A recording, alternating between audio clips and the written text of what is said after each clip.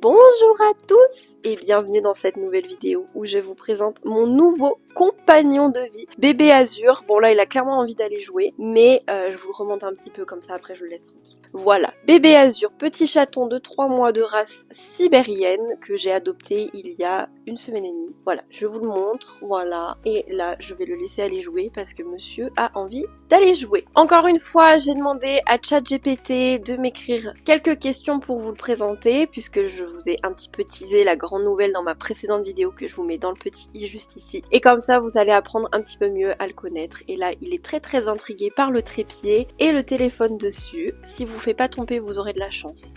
Alors première question, pourquoi as-tu décidé d'adopter un chaton? Il faut savoir que c'est un rêve pour moi d'adopter un chaton depuis des années. J'ai toujours vécu avec des chats, ensuite j'ai vécu avec des chiens, mais c'est vrai que le chat reste mon animal préféré, d'autant plus la race sibérienne qui est une race du coup hypoallergénique. Attendez parce qu'il fait ses conneries, alors on enlève ça, hop tiens joue avec le pochon si tu veux, qui est une des plus grandes races de chats et qui a des longs poils. Donc c'était vraiment un rêve depuis des années. J'adore les chats et je préfère par contre les caractéristiques sociales des chiens.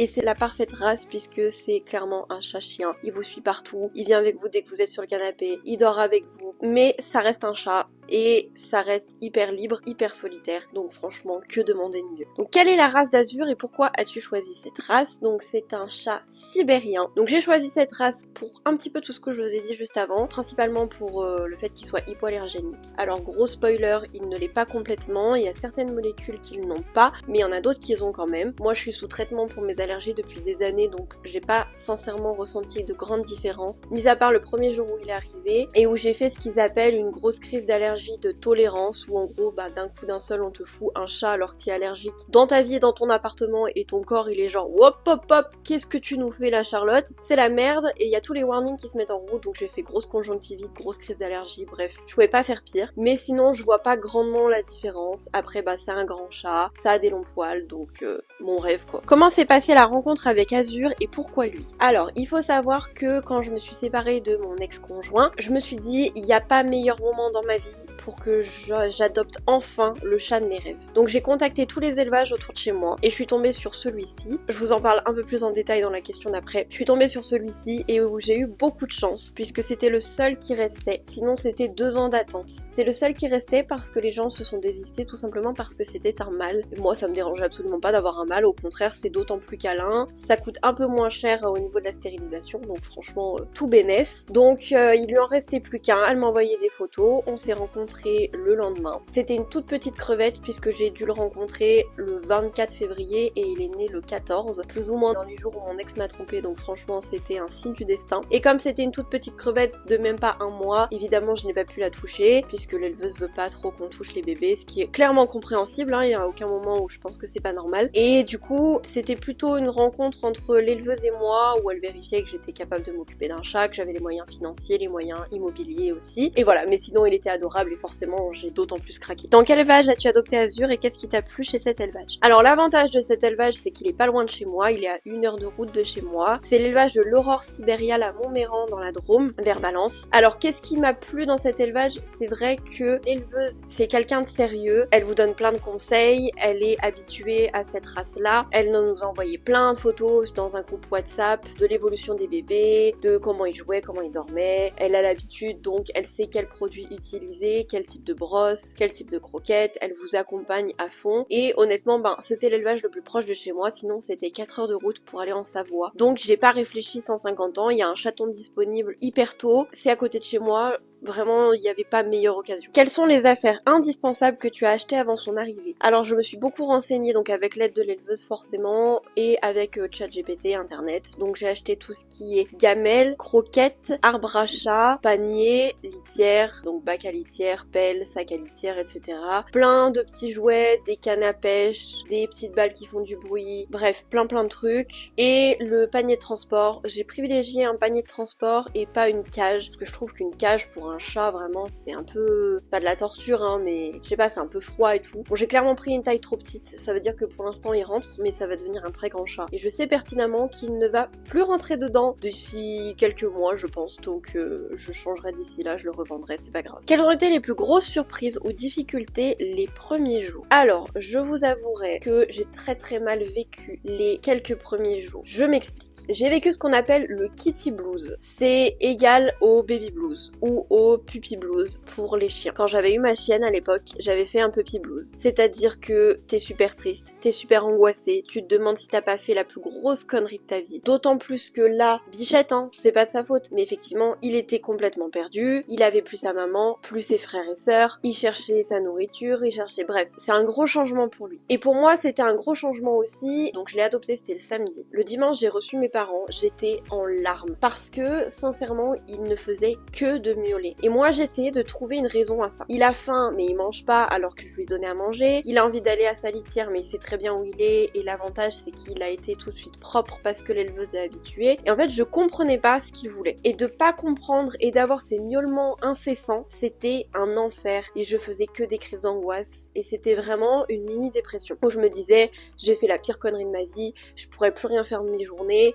Et pourtant, quand je le regardais, je me disais, mais je l'aime tellement d'amour. Mais en même temps, je sais pas, c'est tellement un gros changement, tellement d'angoisse, tellement de stress, tellement de changement pour tous les deux que ça, franchement, était extrêmement difficile. L'avantage, cependant, c'est que donc, il a été propre tout de suite. Il a su où était sa litière. Il a jamais fait pour l'instant en dehors. Au niveau de la nourriture, ça a été très compliqué les 3-4 premiers jours. Honnêtement, il mangeait pas. L'éleveuse m'avait conseillé de lui donner du barf, donc c'est-à-dire de la viande. Il en avait rien à cirer. Et pour vous dire, il en a encore rien à cirer. J'ai acheté pour 30 balles de viande, je crois que j'ai 3 kilos. Il en a pas mangé 1 gramme. Donc là, j'ai de la viande au congèle, je sais pas quoi en faire. Si jamais il y a des gens qui ont des chats ou des chiens, je sais pas, qui veulent du barf, je pense que j'essaierai de me renseigner parce que ça peut pas rester éternellement dans mon congélateur, déjà parce que ça va périmer dans 6 mois et parce que bah ça prend de la place. Donc il en avait rien à cirer, donc il buvait pas, il mangeait pas, donc très peu dans la litière. Mais du coup, c'était un peu stressant. Les premières nuits et encore actuellement, ça c'est un petit peu calmé, je vais pas être mauvaise langue, mais c'est vrai que ce qui est le plus difficile, c'est les bêtises. Ça veut dire que si simplement il miaulait la nuit, je mets mes boules qui je ferme ma porte, il miaule, je dors. Là, c'était surtout grosse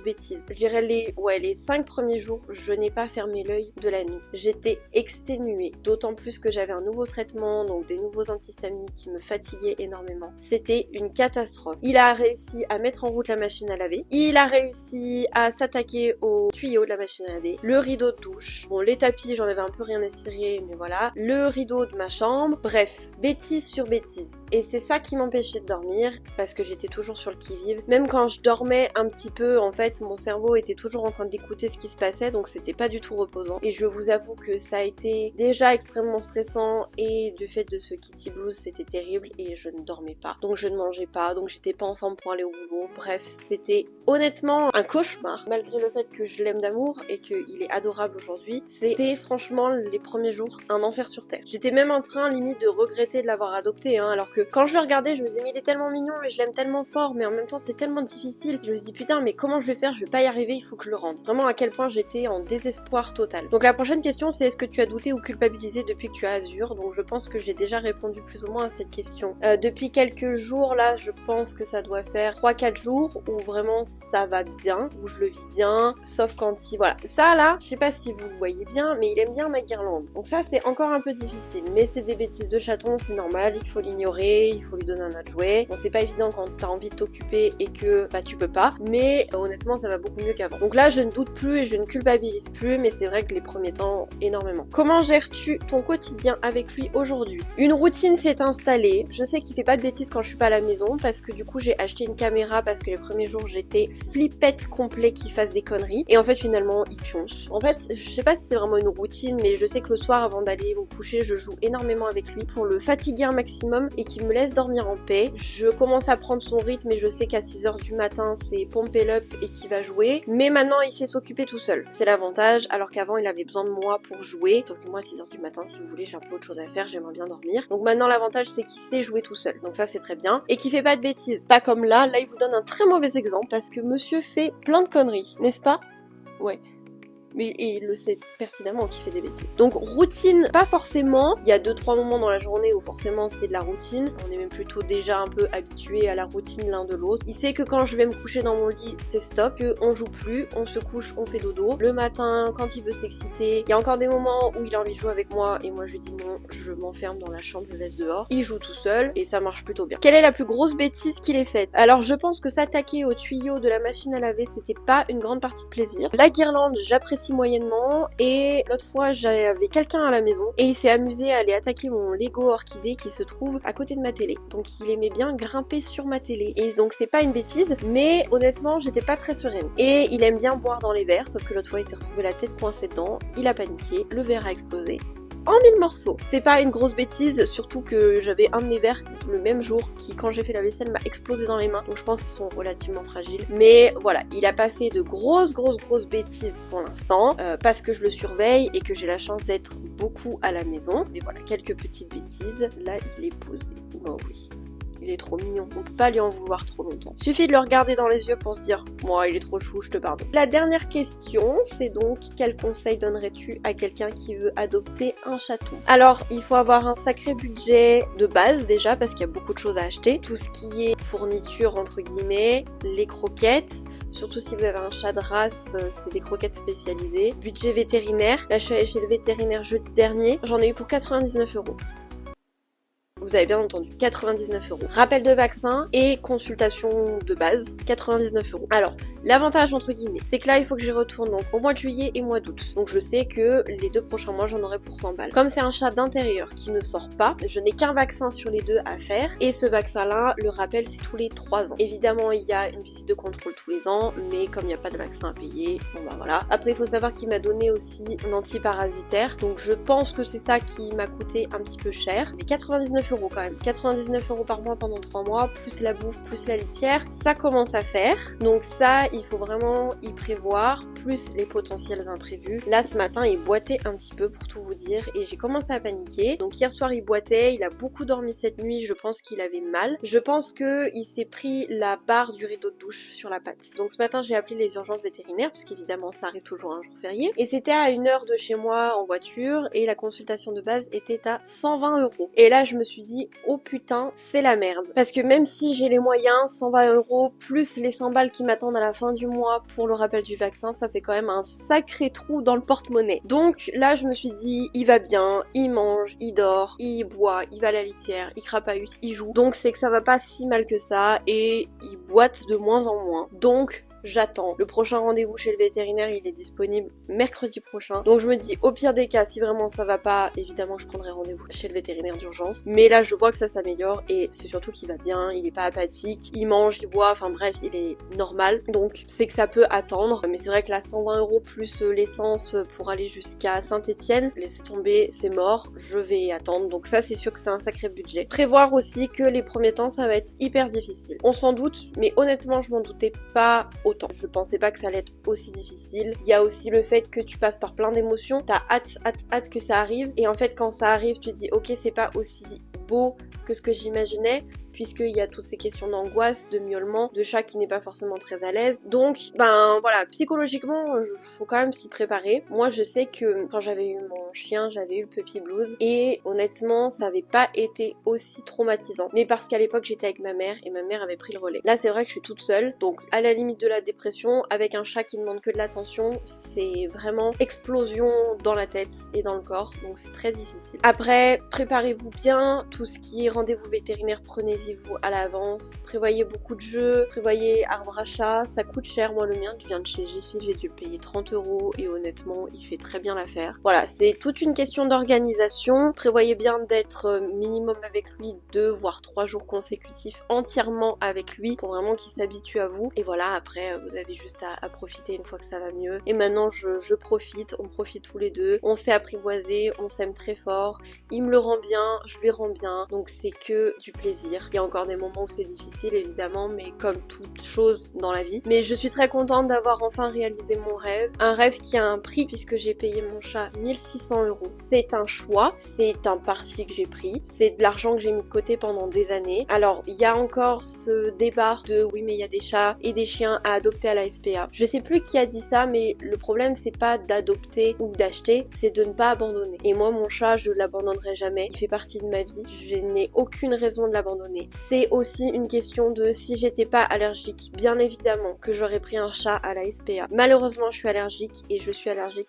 très fort, donc je n'aurais tout simplement pas pu. Maintenant, chacun fait comme il peut. Chacun fait comme il veut. Le plus important c'est de ne pas abandonner son animal et d'en prendre soin et de ne pas le maltraiter. Si vous avez la possibilité d'adopter à la SPA, évidemment allez-y à fond. Si vous avez un rêve d'adopter un chat de race, allez-y aussi. Honnêtement, moi je suis pas là pour juger. Le plus important c'est de bien traiter son animal et d'arrêter de les abandonner. Parce que si les gens arrêtaient de les abandonner, il n'y en aurait pas à la SPA. Et c'est ça le réel problème. Donc écoutez, j'espère que cette petite vidéo présentation de bébé Azur vous aura plu. Là il est sur mes genoux, il est en train de faire un gros dodo. On se retrouve très très bientôt. Je vais essayer de reprendre les journaux de bord. Je pense que je vais tourner là dans la journée parce que hier j'ai fait des petits achats qui m'ont grave plu et que j'ai trop envie de vous partager. Donc voilà, et puis comme ça vous allez voir un petit aperçu de ma nouvelle vie, mon nouvel appartement et tout ça.